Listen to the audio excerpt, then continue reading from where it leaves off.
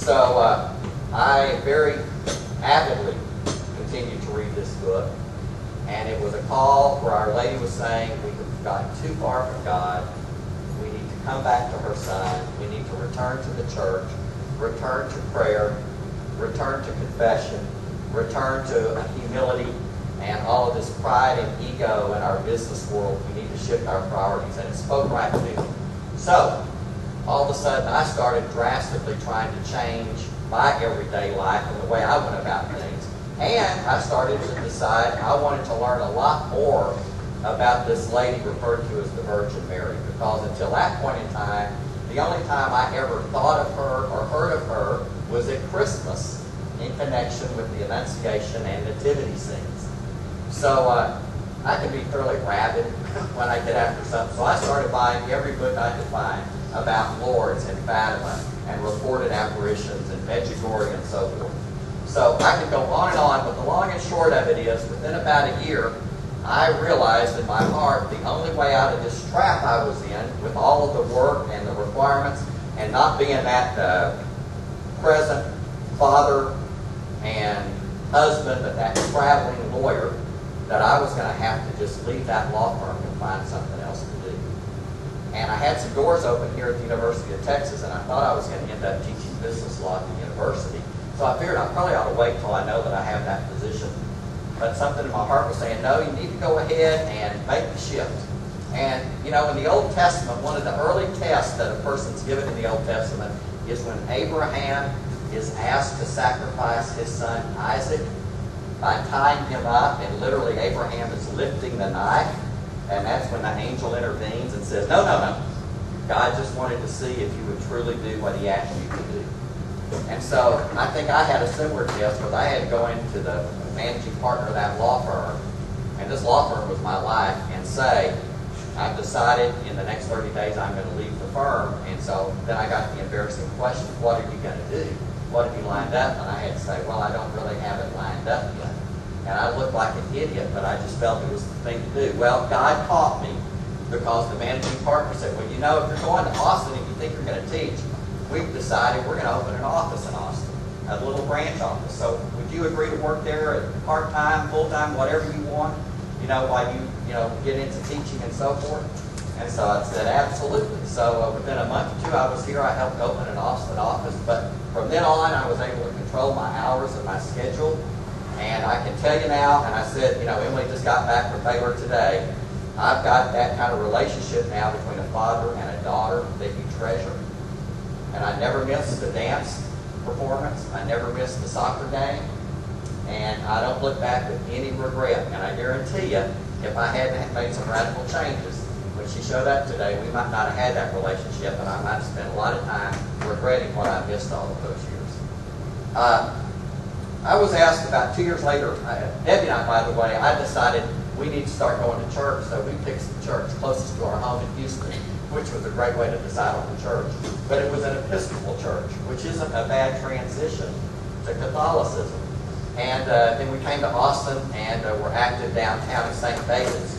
And in the fall of 1990, some of the people there had heard of my story, and also in '89 I had gone to Medjugorje myself, one Protestant and 20 Catholics. I went halfway around the world to go to this place, but I knew how to pray a rosary, and I will tell you, I had unbelievable things happen to me while I was there that proved everything that I had read about the authenticity of it. Things you'll never take away.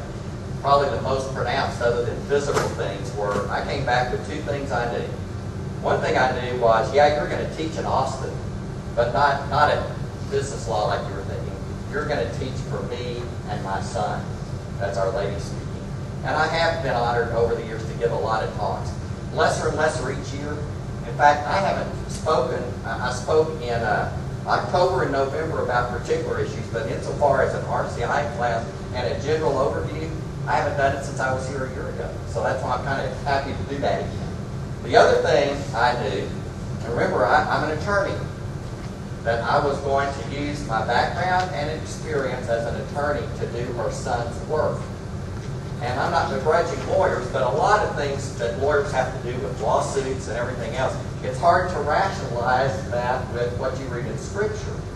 Well, within about a year of getting back, a new profession was invented for lawyers called being a mediator, where you literally get trained to sit down with people who are suing each other and their lawyers and work for a day with them as a group, put them in separate rooms, be the go-between, whatever, and you help try to solve their lawsuit and help them make peace and settle the case.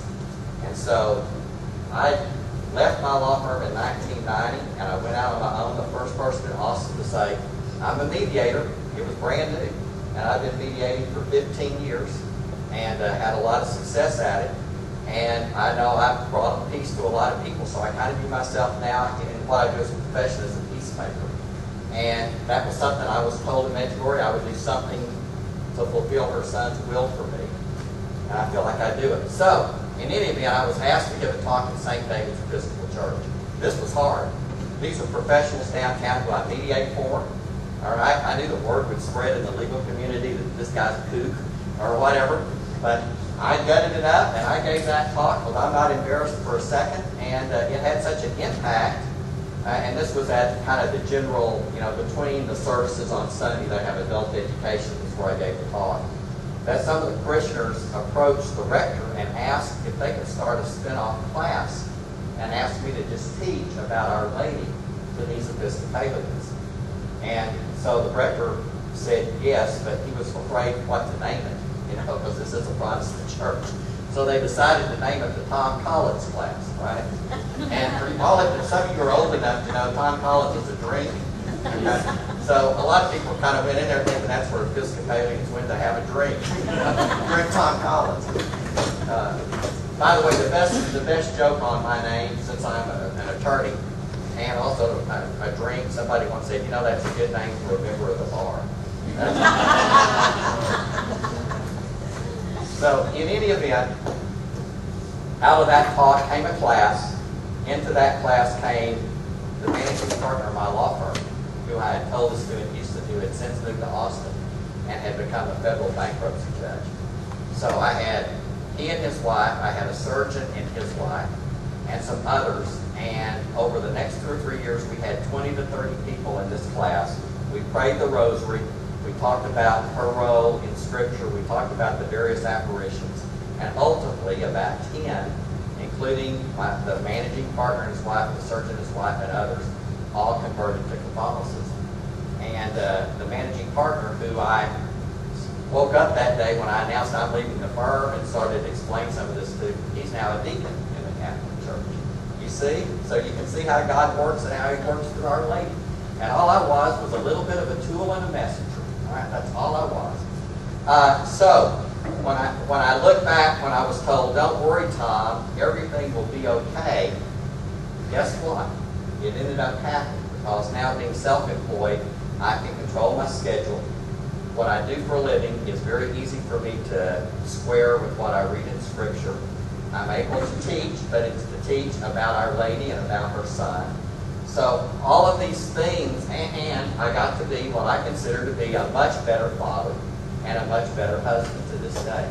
And I can guarantee you, if I hadn't stepped out of that because of that blessing I received, that grace I received, I'd probably still be in Houston, 60, 70 hours a week. And I would have told me 20 years ago I'd be here giving this talk about her. I mean, that was so far afield, it's almost comical.